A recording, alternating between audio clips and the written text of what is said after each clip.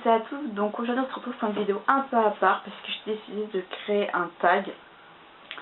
À la base j'en fais jamais parce que pour ça la plus bonne cause c'est que souvent que ce soit différents tags, hein, peu importe lesquels, je trouve que c'est des questions voilà, que vous pouvez me poser, que je vous répondrai, mais je pense en faire un tag juste pour répondre à ce genre de questions.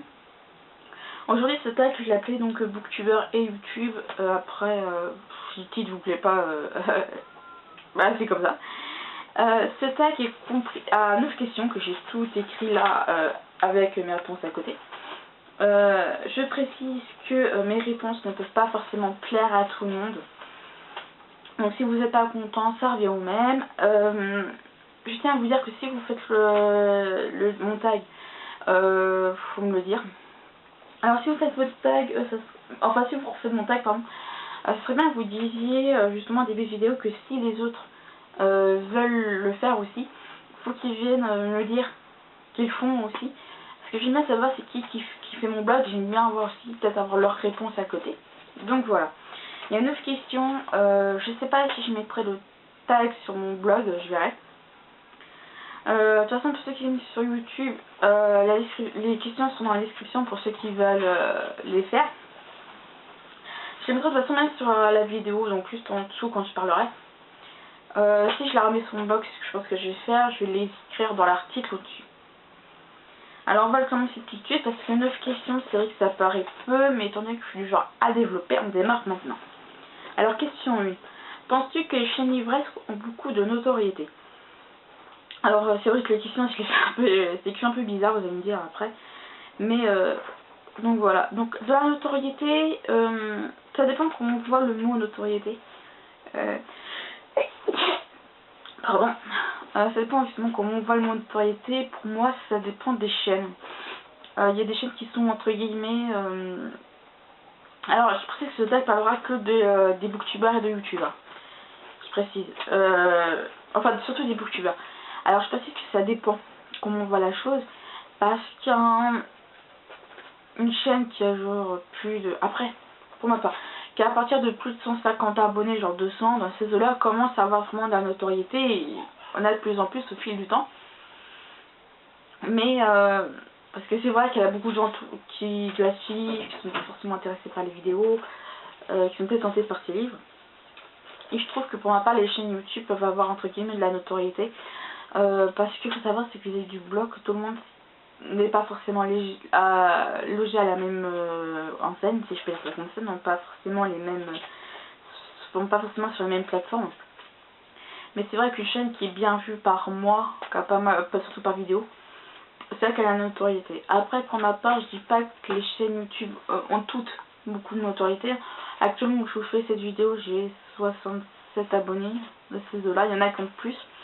Mais pour ma part, les chaînes YouTube n'ont pas de la notoriété. Pour l'instant, mais elles ont, pour la majorité d'entre elles, ont du potentiel pour l'avenir, ça c'est sûr. Donc voilà, c'est vrai que pour ma part, quand je suis par exemple à la 25e heure du livre au Mans, donc en octobre 2013, donc récemment, hein, pour la 3e fois, je me suis dit, il y avait énormément de monde. Je me suis dit combien de personnes connaissent l'existence des blogs et des chaînes YouTube. Pour ma part, pas quasiment personne, hein, pas grand monde forcément. J'ouvre une parenthèse, ça n'a rien à voir avec le tag, mais c'est vrai que récemment il y a eu le salon de Montreuil. J'ai été déçue de voir que certains booktubers, je dis pas de nom, mais après chacun fait comme il veut, je dis évidemment que c'est mon avis, que certains d'entre eux sont allés uniquement au salon de Montreuil uniquement parce qu'il y avait X ou X auteurs. Ça m'a un peu déçue de se dire que pour ma part, étant allé à la 25e heure du livre, il y avait qu'un auteur hyper connu qui était présent, c'était Douglas Kennedy. Je suis pas allée le voir, pas parce que je l'aime pas, mais parce que pour ma part j'ai lu aucun de ses livres. C'est pas que j'en lirai pas, mais c'est que voilà, moi je préfère que les gens peuvent aller à telle ou telle son livre parce qu'il y a tel ou tel auteur, mais qu'en échange aussi ils découvrent d'autres auteurs. Évidemment pour ma part c'est comme moi je vois, mais chacun fait comme il veut. Si c'est pour acheter sur dédicacer de livres, c'est leur problème, pas le mien. Alors question 2, pour toi y a-t-il des groupes de booktubers? Alors groupe, c'est vrai comme je disais aussi, ça dépend comment on voit la chose. S'il y a des booktubers qui s'entendent bien entre eux, qui font une petite communauté une petite communauté livresque entre eux, c'est bien.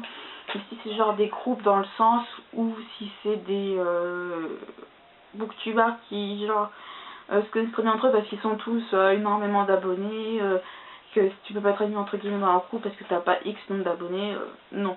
Pour moi, il y a des booktubeurs qui s'entendent entre eux, mais dire qu'il y a du groupe, moyen. Alors, question 3, quelle vidéo regardes-tu peu ou pas du tout? Pourquoi? Citer au moins un style de vidéo. Alors pour ma part, je regarde jamais pratiquement, je regarde jamais, pas du tout, tout ce qui est les points lecture, genre les lundis. À une époque, je regardais les lundis que lisez-vous, mais que je passais entre guillemets les 3 quarts de la vidéo. Pourquoi? Parce qu'en fait, les booktubers, chacun fait comme il veut, hein, chacun sa chaîne comme il veut, mais c'est que ils se mettent à parler du livre, voilà, qu'ils ont tel ou tel livre, mais qu'ils chroniquent en même temps. C'est-à-dire qu'ils disent ce qu'ils en pensent. Donc voilà, pour moi, je ne regardais pas, je n'ai fait très rapidement les avis parce que ils sont censés les avoir chroniqués avant sur leur blog. Donc vous voyez ce que je veux dire. Après, voilà, s'ils veulent dire ce qu'ils en ont pensé, ils font comme ils veulent. S'ils veulent pas faire de chronique vidéo, ils font ce qu'ils veulent. Mais voilà, c'est le genre de vidéo que je regarde plus maintenant. Alors, c'est une vidéo que je regarde peu. Ce sont les IMM, donc les IMM Box. Pourquoi? Parce que dès le début, quand ils disent oui, que c'est surtout beaucoup de réception, dans le sens où qu'ils ont genre allez, presque 10 livres, et que les 3 quarts des livres qu'ils ont eu pendant le mois, c'est des personnes qui leur ont envoyé, des maisons d'édition qui leur en ont envoyé, des trucs, des concours. Je quitte vite fait la vidéo parce que c'est vrai que pour ma part, comme vous pouvez voir, j'ai tous les livres que je vous présente dans la lecture de déjà, ce sont des livres que j'ai pour ma part achetés, et savoir qu'il y en a qui, excusez-moi de ce que je dis, il y en a qui se ruinent le porte-monnaie pour avoir des livres et vous en présenter. Certains nous reçoivent et sont quasiment déboursés à centimes, d'accord, et ils lisent après, mais c'est de comprendre ceux qui se ruinent le portefeuille ou qui peuvent quasiment pas s'acheter de livres pour en lire après. Donc voilà, mais après c'est chacun comme il veut. Si comme dit certains ont beaucoup de popularité et que voilà les maisons d'édition s'intéressent à eux, ils leur envoient régulièrement des livres, oui là. Mais après je dis voilà, faut pas forcément. Mais c'est vrai que c'est du moment qu'ils me disent que j'ai quasiment acheté aucun livre sous moi, que des réceptions, oui là j'arrête. Mais sinon les IMM, je les regarde, ne t'en faites pas. Même si je commande pas tout le temps. Alors question 4, pour toi, que doit faire une bonne chaîne livresque pour avoir plus de popularité, enfin plus de notoriété, enfin pour avoir plus d'abonnés, des choses comme ça. Alors pour moi, il n'y a pas de recette miracle, hein. Si vous avez peu d'abonnés, voilà ce que je dis, si vous avez beaucoup d'abonnés, c'est que vous avez de la chance. C'est vrai que pour moi, pour moi je dis une bonne chaîne YouTube, ça va surtout avec un blog. Après je vois Hello Mélo et Brody Books, pardon, j'ai du mal, une chaîne YouTube, ils n'ont pas de blog à côté, elles font comme elles veulent. Mais c'est vrai que moi j'ai créé pour ma part ma chaîne YouTube pour compléter mon blog. Donc c'est déjà, pour ma part c'est ce que je pense, hein. Chacun fait comme il veut. C'est essayer de varier les styles de vidéos aussi, parce que moi, je par exemple, je fais que des chroniques. Après j'ai fait les lectures de DGL, je fais pas régulièrement des hors-sujets. J'ai l'attention de peut-être prochainement un nouveau rendez-vous. J'ai l'organisation de visite. Voilà, je fais varier un peu le genre, de me dire, ouais, je reste pas qu'à faire des chroniques. Mais évidemment, comme je t'ai dit, il n'y a pas de recette miracle pour avoir plus d'abonnés, des trucs comme ça. C'est par exemple discuter avec d'autres booktubeurs ou des choses comme ça. Alors, question 5, as-tu peur de tous ces booktubeurs présents sur YouTube? Oui et non. Non dans le sens où on peut découvrir de nouvelles lectures, des livres qu'on voit peu ou pas du tout, qu'on n'aurait jamais pensé découvrir. Et faire de nouvelles découvertes, des choses comme ça. Et oui, parce qu'il y a beaucoup plus de plus en plus de booktubeurs qui se mettent enfin de nouvelles personnes qui se mettent à faire des vidéos livresques. Et c'est vrai que ça commence à faire un peu dur, surtout se faire une place, que ce soit avec la chaîne YouTube ou même des blogs, hein. Bien entendu. Alors question 6. Selon toi, c'est mieux de partager sa passion de lecture que par YouTube, et que ce soit dans les blogs, ou en face à face, enfin, ou en vrai, c'est-à-dire en face à face? Les deux. Parce que, pardon, je crois que c'est Hello Mélo dans l'une de ses vidéos. J'ai cru comprendre, elle est originaire qui était de Montpellier, enfin dans les environs. À ce que j'ai compris, elle qui regarde tout le temps les vidéos, elle me corrige si besoin. Donc c'est vrai que par YouTube c'est plus simple parce qu'au moins on sait qu'on peut quand même discuter. Mais par exemple si une personne habite près de chez moi, c'est-à-dire genre Le Mans ou ses alentours, là j'ai plus envie de dire, on se trouve plus quelque part au Mans à boire un café ou un chocolat, enfin vous comprenez quoi. Et accessoirement par exemple d'aller à des rendez-vous livrasques, genre aller dans les librairies ensemble entre bookTubeurs ou blogueurs, ou genre les salons du livre, ça c'est un truc qui peut être sympa. Et surtout aussi pour faire des belles découvertes aussi. Alors question 7, tous ces livres vus sur la blogo ne te donnent pas envie d'en écrire? Alors si, il y en a qui ont, enfin je suis en train d'en écrire en cours, ce sera un premier tome pour l'instant j'ai que ce sera une suite, mais il y aura pour l'instant 2 tomes, j'ai pas l'intention de faire un troisième. Le tome est en cours d'écriture, sauf qu'il me manque plein d'infos sur un truc, sur un personnage qui existe dans une certaine croyance, et plus d'infos sur des lieux. Donc voilà. Mais sinon le livre est en cours d'écriture, vous en faites pas. J'ai pas le titre, mais le chapitre 1, je sais pas pourquoi, est quand même en cours. Enfin, l'idée c'est tome 1, voilà, je trouve le titre, tome 2, j'ai déjà trouvé le titre. Hein. Vous voyez ce que je veux dire. Alors, question 8, selon toi, à quoi ressemble une belle chaîne livrasque? Pour moi, je veux dire que toutes les chaînes livrasques se ressemblent toutes.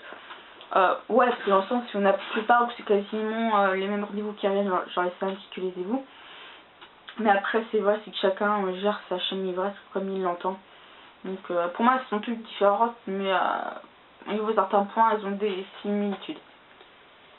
Alors, 9e et dernière question, y a-t-il des livres que tu aimerais voir plus souvent sur la blogo, enfin que y a-t-il des livres de ta bibliothèque que tu aimerais voir plus souvent sur la blogo, chaîne et blog confondus?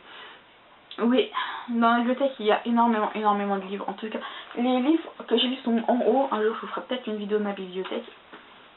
Mais les livres que j'ai lus qui sont en haut, les seuls livres que j'ai lus et que j'ai vus sont les Chevaliers d'Émeraude qui sont... Enfin, il y a des livres qui sont lus qui sont là, ils sont en haut. Il y a pour moi par les Chevaliers d'Émeraude que j'ai vus. Ça m'arrivait de voir des séries qui sont là. Les secrets d'immortel Nicolas Flamel, je dû voir sur un autre blog. Les principaux auteurs que je suis aimé ma chronique sur les Bradiques, j'ai vu que ça allait vraiment très vu. Sinon pour ma part il y a des Fondation 2, je les ai vus sur la chaîne YouTube de Palais Crouton. Mais sinon c'est vrai qu'il y a plein de livres que j'ai énormément aimé et que j'aimerais voir plus sur la blogo, dans le sens où ce sont des livres qui ont beaucoup de potentiel. Et pour ma part c'est vrai que notamment sur la chaîne YouTube ce sont toujours les mêmes livres qu'on retrouve. Donc vous voyez pourquoi je dis souvent ça. Mais moi je suis souvent contente qu'il y ait quand même des livres que j'ai lus que je retrouve sur la blogo, parce qu'au moins ça fait plaisir de se dire que qu'il y a quand même des personnes qui aiment quand même les mêmes choses que vous. Mais c'est vrai que savoir qu'il y a des livres que vous lisez, que vous avez l'impression que vous êtes la seule à lire, de dire que c'est encore plus compliqué de se faire une place sur la blogo, parce que comment dire, si c'est un livre que tout le monde en parle sur leur chaîne, et que vous avez beaucoup plus de personnes qui vous suivent sur votre chaîne parce que X personnes, 10 autres personnes en parlé sur leur chaîne, c'est vrai que c'est plus compliqué, c'est plus facile qu'une personne qui lit des livres que personne n'a mis à côté. C'est pour ça que il y a des livres que pour ma part j'aimerais voir plus souvent sur la blogo, des livres que j'ai lus, mais bon, je sais que chacun lit ce qu'il veut, je vais pas rentrer dans ce débat, mais bref.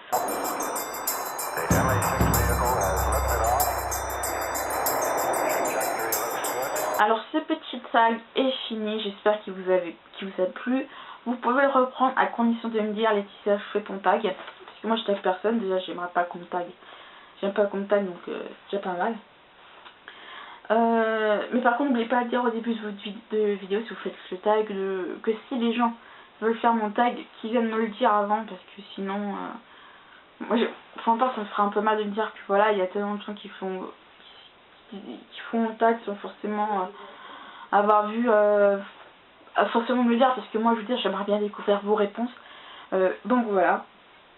Donc sinon j'espère que je serai nombreux à la reprendre, ce serait pas mal, donc faites-le circuler au grand maximum, et je vous dis donc à bientôt. El siglo XXI será espiritual o no será del todo. The 21st century will be spiritual. Le 21e siècle sera spirituel, la spirituelle sera pas. Il 21° ciclo sarà spirituale. 是一世纪，将是精神的世纪。 Das 21. Jahrhundert werde die geistliche Zeit sein. אני האחד ועשרים